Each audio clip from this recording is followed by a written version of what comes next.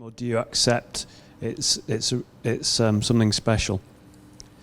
I think it's about finding the right balance, because obviously it's not just a regular game. It's a World Cup quarter-final. But at the same time, you need to prepare and do things, the way you normally do, so you don't overthink, you don't start to worry and get too nervous and stuff like that. So I think it's just about finding the right balance.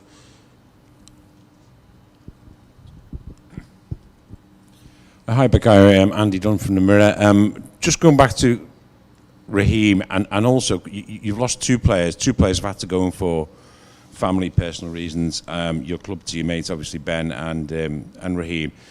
Does that sort of, in a way, give the players here an extra motivation going into such a big game and going in for the rest of the tournament? I'm not sure if it gives the players extra motivation.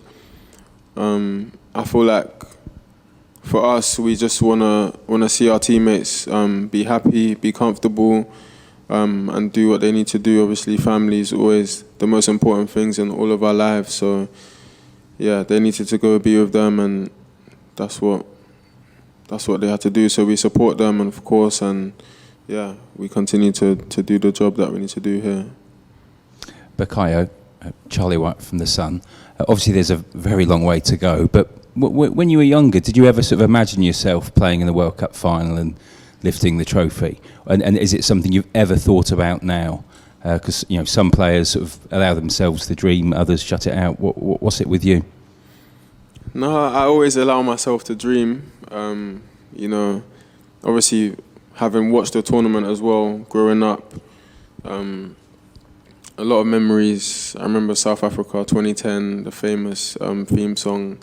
It's an amazing song. Just things like that, it sticks with you forever. And as a kid, you just one day feel and just wake up and after a dream thinking, I want to do this, I want to score a goal in the World Cup and stuff like that. And I always allowed myself to dream, so yeah.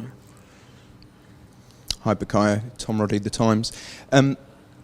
I was thinking about your childhood and development and the influence that French football might have had because of Arsenal, Arsene Wenger being there, and I think Robert Pires and Thierry Henry came in for some coaching when you were in the academy. Can you tell us your memories of that?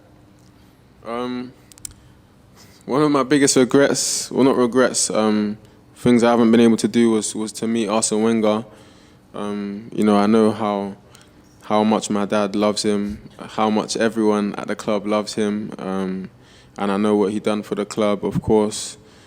And then, of course, we have so many other French players, Thierry and Robert Pires that have been around the club and spoke to me and helped me, and they still both support me to this day. So I'm grateful for them, and of course, on the pitch they were magnificent and they delivered silverware for Arsenal, so yeah, they'll definitely be legends always.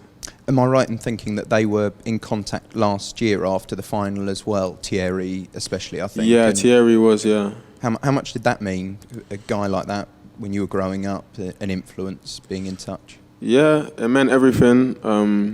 Like I said, it showed a lot of character from him to obviously get my number and reach out to me, and it's not just from that moment, even like I said, after most Arsenal games, he reaches out to me, and he's still so passionate about the club. So, yeah, he's an amazing person.